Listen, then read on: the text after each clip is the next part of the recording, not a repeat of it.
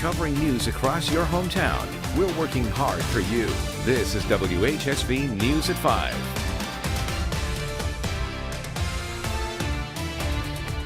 Good evening and thank you for joining us. I'm Chelsea Church. And I'm Caleb Peak. We're glad you're with us tonight. Tomorrow is a first alert weather day, so we're going to go straight to Chief Meteorologist Aubrey Urbanowitz in the First Alert Weather Center.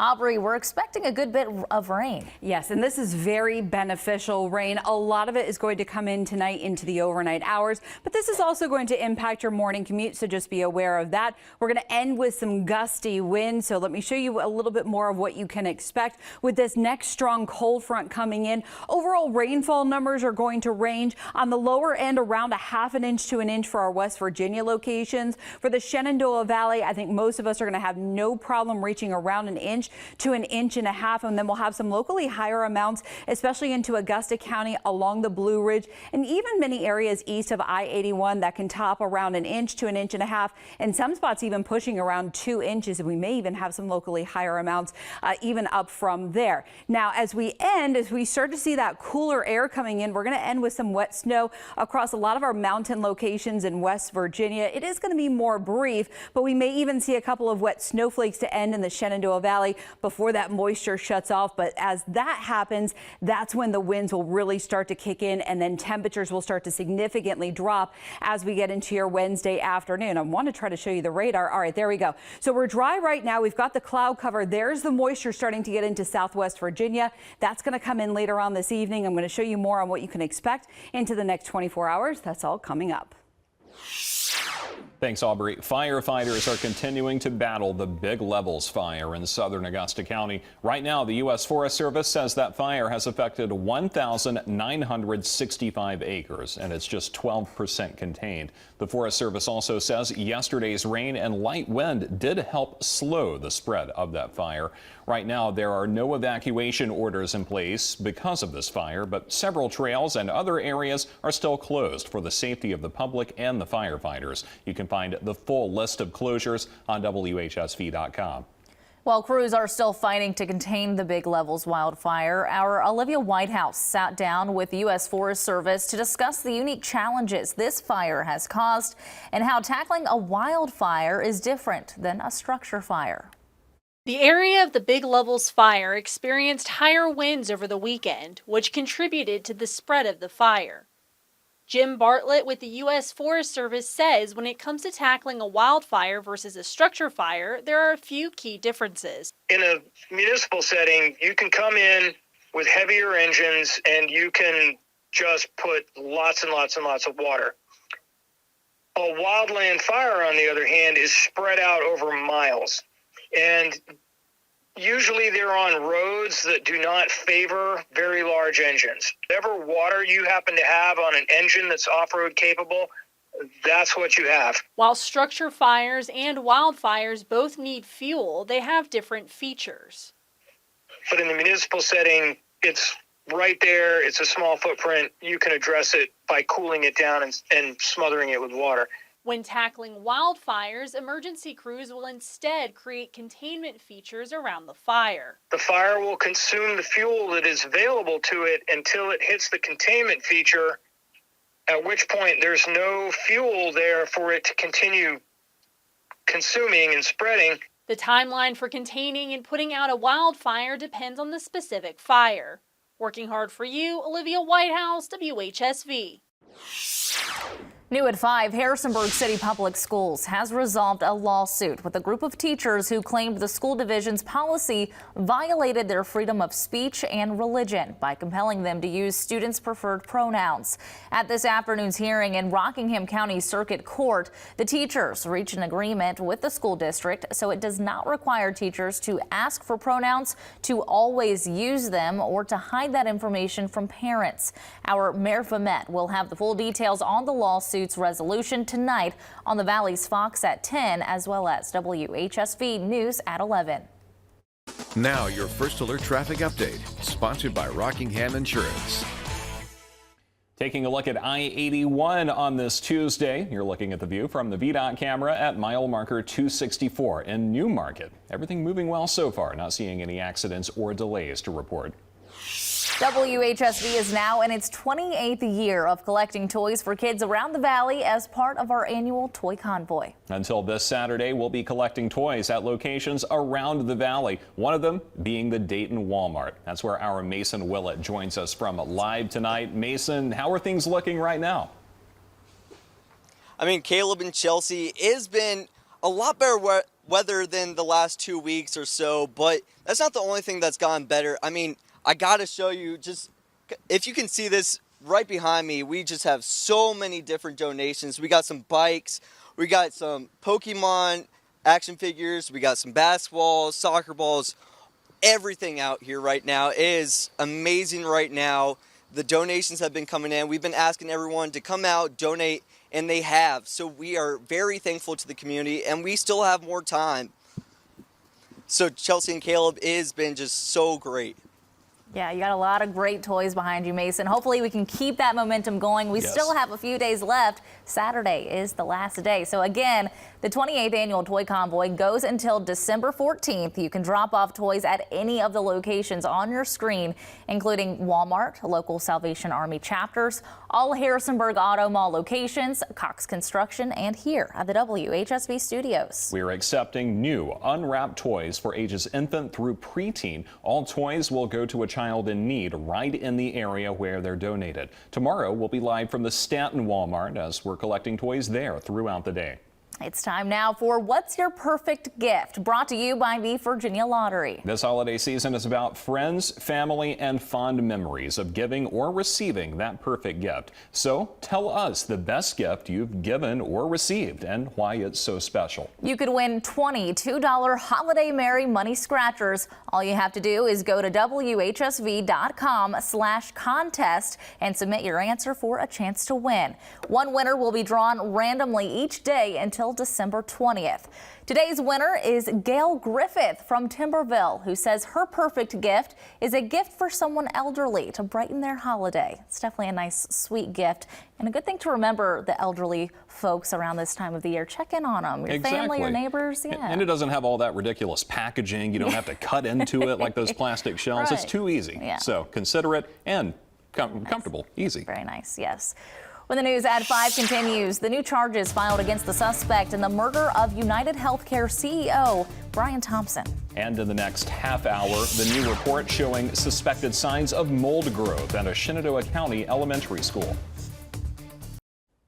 We're learning new details about the man police say shot and killed United Healthcare CEO Brian Thompson last week. Luigi Mangione was charged with murder in New York late Monday night. He's currently in a Pennsylvania state prison facing separate gun charges. A judge denied his bail.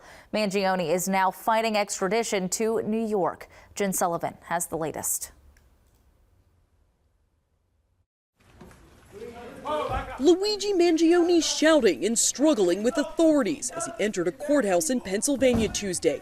This comes after a 5-day manhunt ended in Altoona, Pennsylvania Monday, nearly 300 miles outside of New York City at this McDonald's. Officers made contact with the male, who was subsequently arrested on unrelated charges. Police say they found several items on Mangione, including multiple fake IDs, a U.S. passport, and most importantly, this gun with a silencer. Both consistent with the weapon used in the murder. The brazen act of violence caught on surveillance video in Midtown Manhattan last Wednesday. The full video, too disturbing to air, shows the killer approach Thompson from behind, then shoots him multiple times.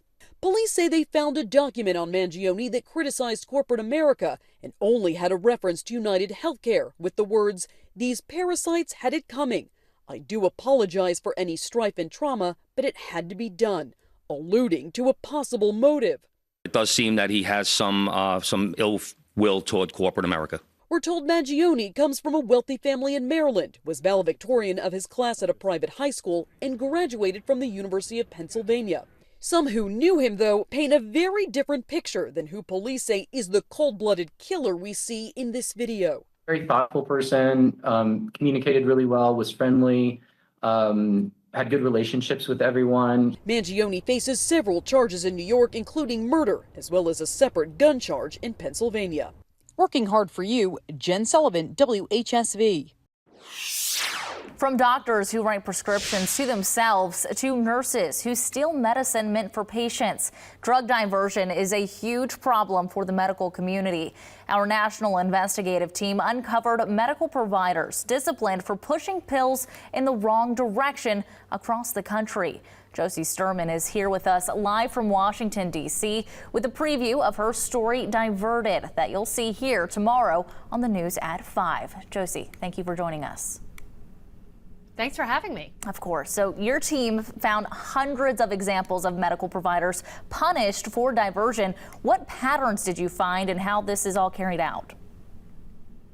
Well, one of the most common patterns that we saw in records, not just in Virginia, but across the country, is self-prescribing, where these practitioners are writing their own prescriptions for controlled substances and narcotics, and doing so for a long period of time before they get caught. Some of them also steal their colleagues' information and write prescriptions, or they might write prescriptions to their family or friends. Another big trend that we see is people who physically steal medication from the machines that are often found in hospitals, or they commit fraud basically on the logs for medications and actually pocket medication that is meant for patients who have expressed that they are actually in pain. And all of this only comes to light when the patient flags someone and says, I didn't get the medication that was intended for me that I was told I was going to get.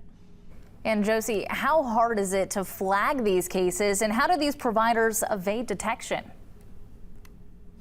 It's really hard to find these people. Most prescribers are registered with the DEA, but the DEA monitors hundreds of thousands of people across the country, and they can't keep an eye on every single person. They do scheduled and random audits. Law enforcement also does this. Medical boards also look at prescribing habits. But many of these people are doing this in a closed circle. They kind of have enough information to avoid detection in some manners. So what we've been told by experts that it's often someone who speaks up and says something, waves the red flag, and is unsure about the conduct that ultimately alerts either law enforcement or the medical, nursing, or dental board to say something isn't right here and somebody should look into this.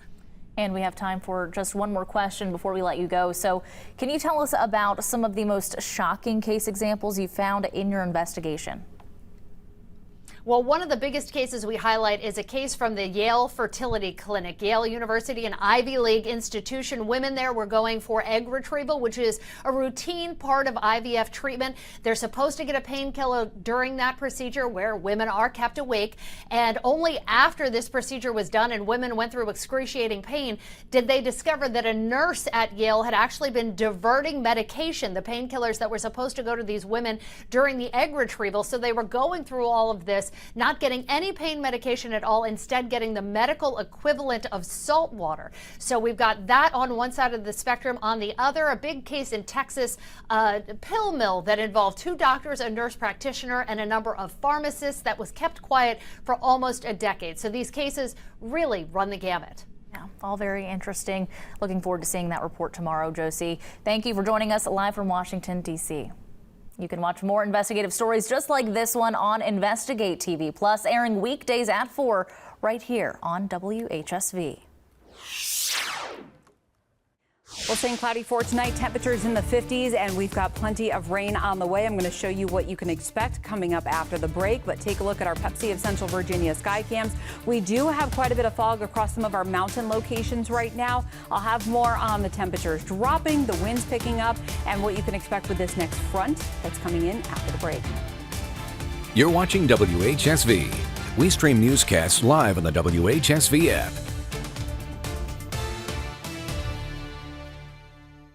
Your first alert storm team forecast with Chief Meteorologist Aubrey Urbanowitz and the Tigers Solar Doppler Radar.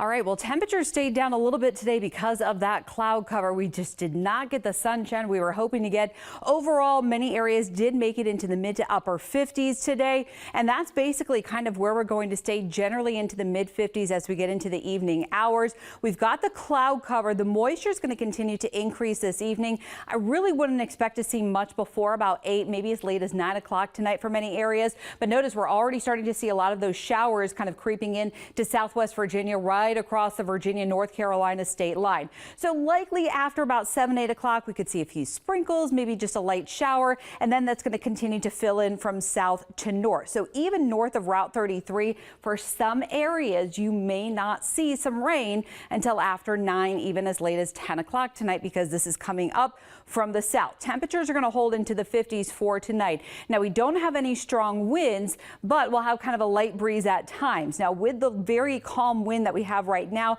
that's setting up a lot of fog across our mountain location. So here's a look at our VA 511 traffic camera across mile marker 99, Afton Mountain. Once we start to get some rain in here, that will help to keep the air mixed, but I would expect a lot of fog over a lot of our mountains over the next couple of hours until we can really start to see some rain coming in. But temperatures will stay in the 50s for tonight, and then we'll see that fog kind of mixing out as we get into the overnight hours. Showers continue to fill in again south to north as we get into the later part of the evening hours. This is going to be more scattered early on, and then we'll start to see the rain really filling in.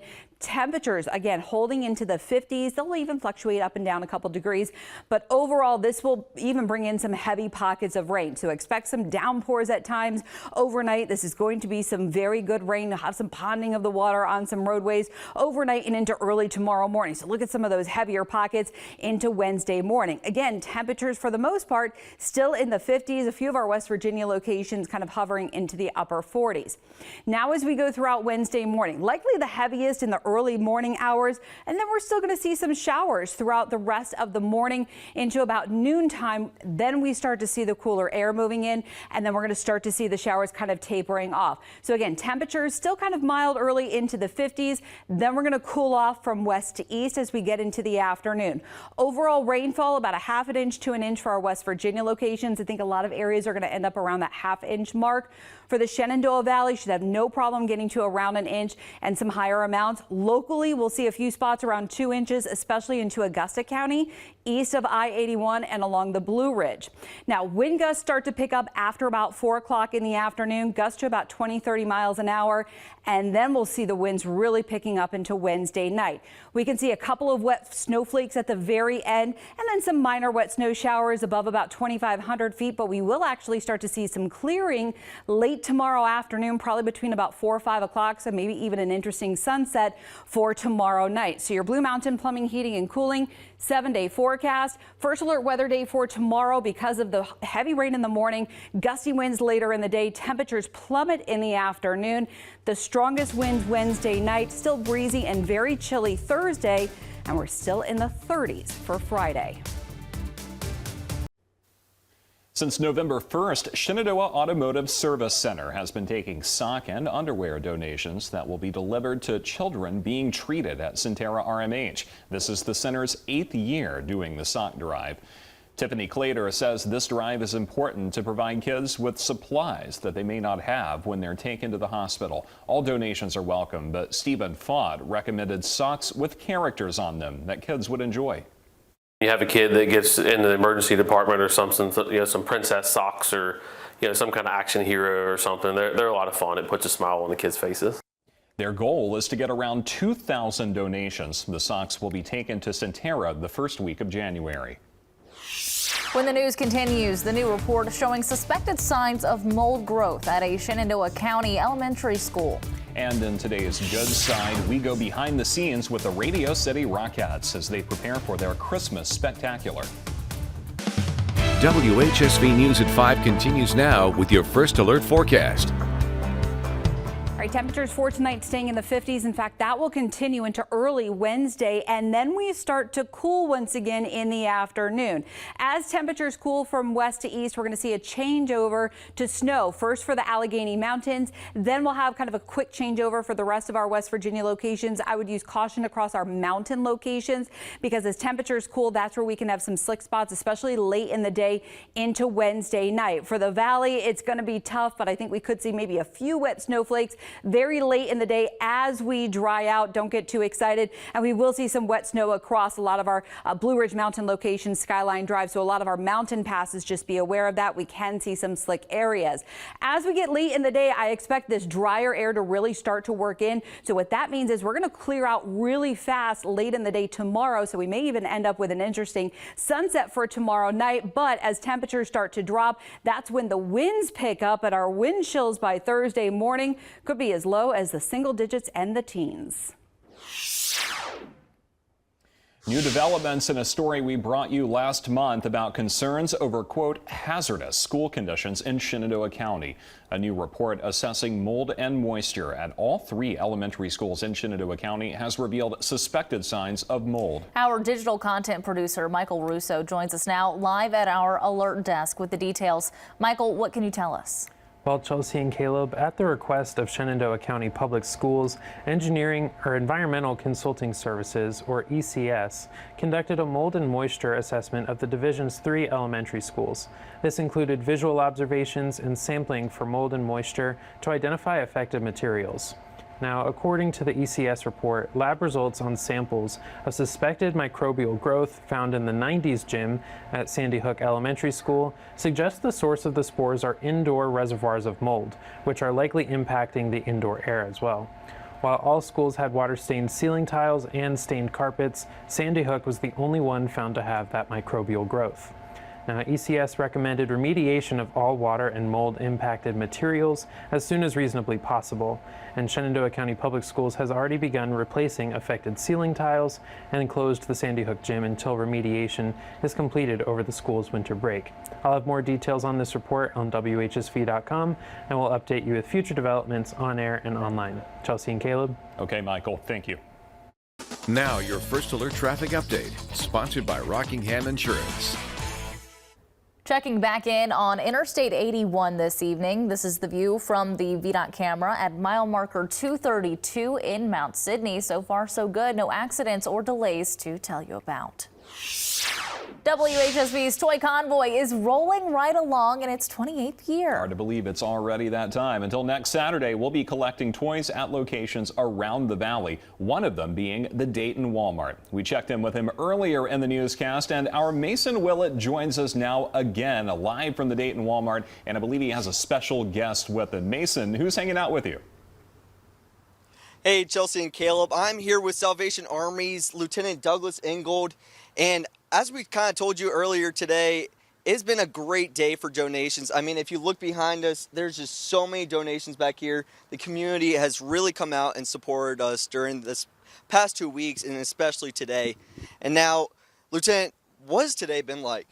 Today's been a lot of fun because there's been a lot of people coming by, stopping by and talking to us and just sharing the joy of their giving to us. Oh, wow. And I mean, especially within the past 2 weeks, it's been very exciting seeing all these donations come in. What have the past 2 weeks been like, and what's been your favorite part? It's been, like I said, it's been a lot of fun. It's been to see the joy spread. But the best part, of course, is spending time with the reporters at WHSV. Now, Chelsea and Caleb, I promise I did not pay him to say that, but I do appreciate it. Yeah, you have a good group out there. That's so fun. Who doesn't want to hang out with Mason Willett? He's a fun guy. Yeah, a lot of fun. Oh, of course. Everyone loves hanging out with me. And he's humble, too. Exactly. So we'll take that. All right, well, again, the 28th Annual Toy Convoy goes until December 14th. You can drop off toys at any of the locations on your screen, but tomorrow we'll be at the Stanton Walmart. Keep in mind, we're accepting new unwrapped toys for ages infant through preteen, and all toys will go to a child in need right in the area where they're donated. Now it's time for today's good side. Merry, joyous, bright, all words used to describe the holidays. And when the world-famous Rockettes are involved, you can add a spectacular. Why not? Our Peter Zampa takes us to New York for a behind-the-scenes look at the Radio City Christmas Spectacular. When you see this tree go up on the marquee on 6th Avenue in Manhattan, you know it's time. Time for the Christmas Spectacular, starring the Radio City Rockettes, a world-renowned show featuring preeminent performers. Going on 91 years. When these dancers take the stage at this iconic venue, 84 women from 4 countries, 22 states, all different kicks of life, coming together to perform one of the most recognizable dance moves in the world. Hayden Helms and Gabby Roberts can perform this legendary feat of synchronicity in their sleep, but they're kind enough to teach the more helpless among us. You bring your left leg up to your knee, kick it out. They had a touring show, which I went with my grandparents, and they had an ornament for sale, and I picked one out. I remember like closing my eyes, holding that ornament, and when it came time to put it on the tree, I was like, I'm gonna do that one day. Eyes now open, that day is here for Helms. Her second year as part of the cast, the Birmingham, Alabama native got her start at the age of 3. Physically, we're pushing our bodies every day, but we're also so lucky to be a part of a line of women that are equally physically and mentally strong to help you get through tough days or tough shows, you know, like anyone. Gabby's in her 3rd season with the Rockettes. Now living out her high school dream, she says the choreography we see on stage, a fraction of the work that goes into this production. They do strength training, technical training, 6-hour rehearsals 6 days a week leading up to their performances. And in the busiest weeks of the year, they perform 18 times in 6 days. And backstage, an entirely different dance. One of my favorites too, we have our Santa costumes. So all of our costumes are placed where they need to be so we can be efficient as possible. Our quickest change in the show is actually 78 seconds from wooden soldiers into New York at Christmas. 78 seconds, a holiday miracle, and the audience is none the wiser, simply fixated on a show they'll remember forever. And while performing with precision, not missing a step, Gabby and Hayden are also looking back at awestruck faces, especially the little girls in the audience, the ones daring to dream as they once did. I just say never give up, and you know, follow your dreams and just believe in yourself. If you believe in yourself and you have the passion, the dedication to really put energy into that dream, it'll come true. For these 2 women, their dreams are reality on stage every night, providing magic that reminds everyone who visits why it's the most wonderful time of the year. In New York, I'm Peter Zampa. All right, next storm system starts to move in tonight, and finally with this one, boy, do we have some beneficial rain. First alert weather day for tomorrow morning. We've got some heavy rain at times and also some gusty winds, more so as the rain tapers off. And you're going to notice that pressure change. Notice not so much a steep drop, but a very steep pressure rise as that storm exits. I'm going to show you what you can expect into the rest of the week. That's after the break.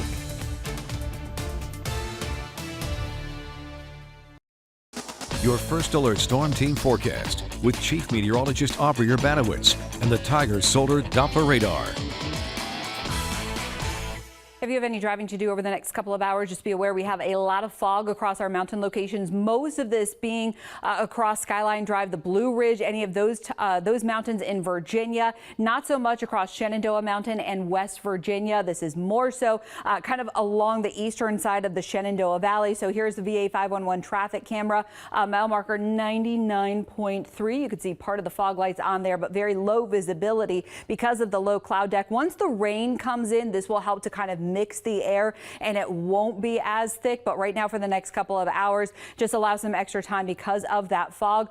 Overall, right now, we've got the rain that's well to the south. So the cloud cover's in. Temperatures are going to be in the 50s. We're going to stay in the 50s for tonight. Some of our West Virginia locations will drop into the upper 40s, but we're not really going to drop significantly for tonight. Showers right now into Southwest Virginia and just right across the Southern Virginia, North Carolina state line. That's going to move in from south to north as we get into the later part of the evening. So it's likely not going to start to come in until after, I would say probably closer to about the 8-9 o'clock hour. And for some of the northern parts of our area, it may even be closer to and after about 10 o'clock. So the showers for this evening will start to turn into heavy rain at times tonight. Temperatures generally into the lower to mid 50s and will fluctuate a little bit. We'll go down a few degrees, and I would even expect temperatures to even rise maybe a degree or two overnight. Temperatures generally, somewhat on the mild side. Heavy rain continues at times overnight. We're going to get a couple of good downpours overnight, and the heaviest rain will continue into the morning hours on Wednesday, so you may just have to allow some extra time. There can be some ponding of the water on some roadways. Just keep in mind, we have been very dry. All the leaves are down, so some of the storm drains, they might be full of leaves, and that can lead to some water backing up in some areas. Now, showers will start to taper off, not until maybe closer to the late morning around noontime. So again, here we are 7 o'clock in the morning, some pockets of very heavy rain for your morning commute. That's why we have that first alert weather day. And then as we get into the later part of the morning, now we start to see things at least letting up a bit, starting to taper off. But notice how that rain turns to snow across the Allegheny Mountains because the cold air is going to start to come in from west to east. We'll see kind of a quick changeover across the rest of our West Virginia locations, maybe a little bit of some wet snow on some grassy surfaces. Don't expect a whole lot outside of the Alleghenies. And even then, it is still going to be minimal for tomorrow because we're coming off still some relatively warmer air. As we get into the rest of the afternoon, this is really just kind of gradually going to taper off by 2, 3, 4 o'clock in the afternoon. But also watch what happens. We basically get this kind of pocket of drier air working in, and I expect some late day clearing, likely even some sunshine between the 4 and 5 o'clock hour and maybe even a nice sunset. But as we start to dry out, this is when the winds pick up. So gusts at times about 20 to 30 miles an hour for most. That will increase up to about 40 miles an hour at night. For the Allegheny Mountains, we're going to see gusts about 40 to 50 miles an hour overnight. So your feels like temperature into the evening in the 20s, starting to drop into the teens, and even feeling like the single digits at times as we get into early Thursday morning. So your Blue Mountain Plumbing, Heating and Cooling 7-day forecast. Temperatures continue to stay quite cold Thursday, and that's as the Canadian high pressure builds in for the end of the week. That wind will finally start to ease up as we get into Thursday late afternoon. Thanks, Aubrey. After the break, we have a delicious and savory recipe perfect for your holiday brunch in today's Now on 3. After an extremely successful inaugural year, the Subterranean Sound concert series is returning to Grand Caverns this winter. We'll have a preview of those acts you can expect at the series and when tickets go on sale tomorrow morning on Daybreak. Well, we are in the thick of holiday season, and whether you're hosting or attending an event or gathering, you may be looking for some new recipes to try. And with some of those new recipes is Mary Rappaport from the Virginia Egg Council to show us some of those. So thank you so much for joining us today. And the nice thing about eggs is they're so versatile. They can be used for gifting, they can be used for desserts, they can be used for appetizers or main dishes. And we're going to show you a bunch of those right now. Let's start off with an appetizer. So everybody in the South has to have deviled eggs on their table for I'm a big deviled egg fan. And these deviled eggs are actually, when you mix up the mixture, you put some spinach in it, and then you form them like Christmas trees. And then you decorate them with peppers, and they look just like little Christmas trees. Yes, they're adorable. My mother always said, never walk into someone's home with your hand in your hand. Not good. Not good. All Always right. bring something. And so a lot of people will stop off at the grocery store on the way and bring some flowers. That's always lovely, except for the hostess who gets the flowers and in the middle of entertaining has to stop what she's doing and cut the stems and arrange them and do all of that. So my suggestion this year is to get a bottle of high-end eggnog. Oh, all right. And just put a bow on it. Costs less than the flowers cost. This wonderful eggnog is delicious.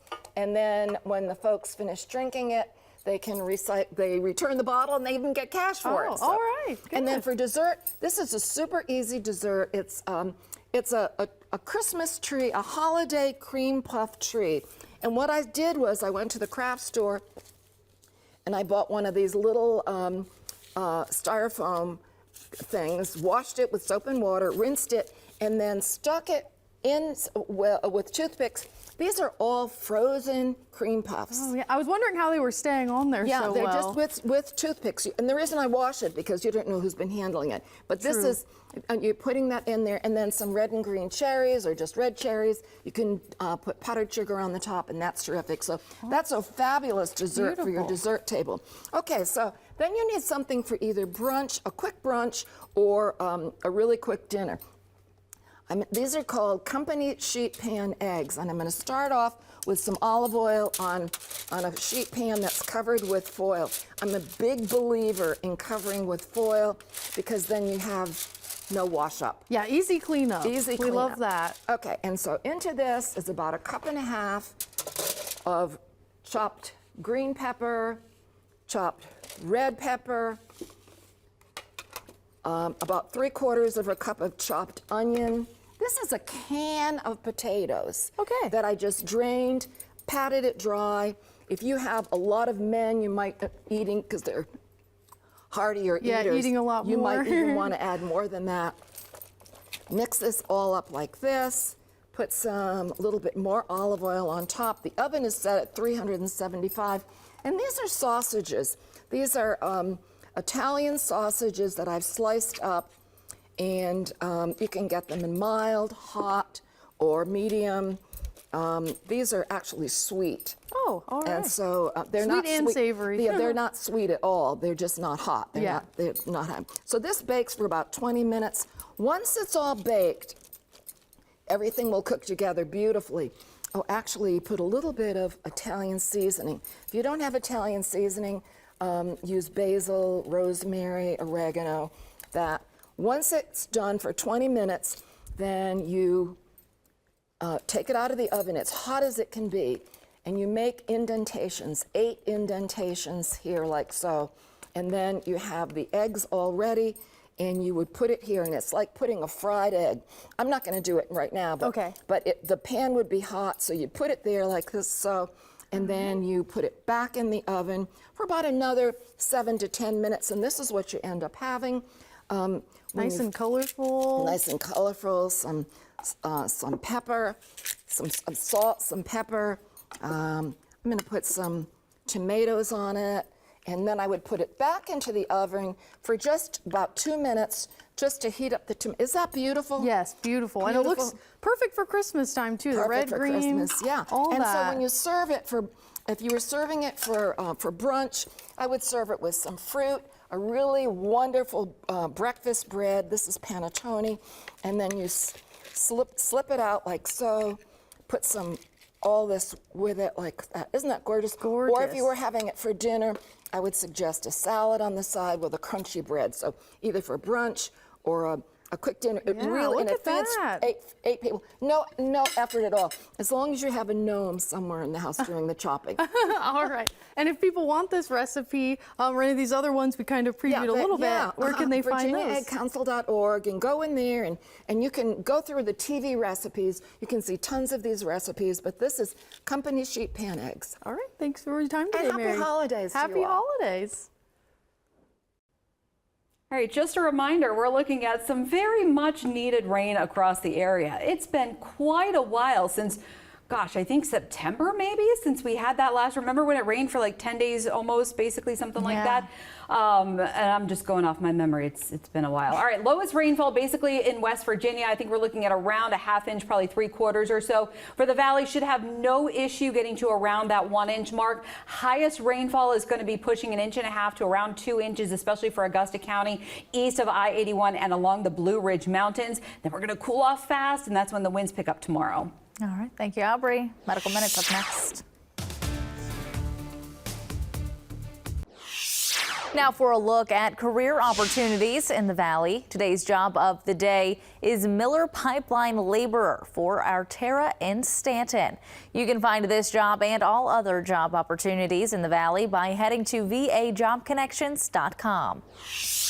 Food poisoning can affect anyone, but if your immune system is running on a low power, it might strike when you least expect it. ABC's Zoreen Shah has tips to help you stay safe with every bite in today's Medical Minute. If you have a weakened immune system, you may be at a higher than average risk of food poisoning, the CDC cautions. People with conditions such as diabetes, kidney or liver disease, autoimmune disorders, or those receiving chemotherapy or radiation may have a harder time fighting off germs and infections. To avoid food poisoning, pay extra attention to what you eat, as some foods are safer than others.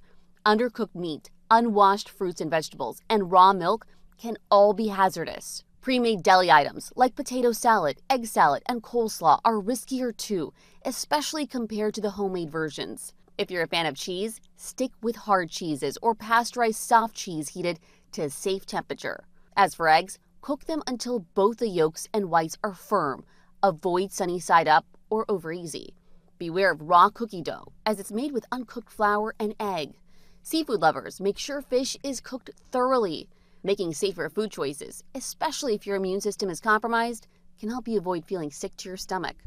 With this Medical Minute, I'm Zoreen Shah. Thanks for joining us at 5. The news continues next at 6. Now what you can expect later this evening on WHSV.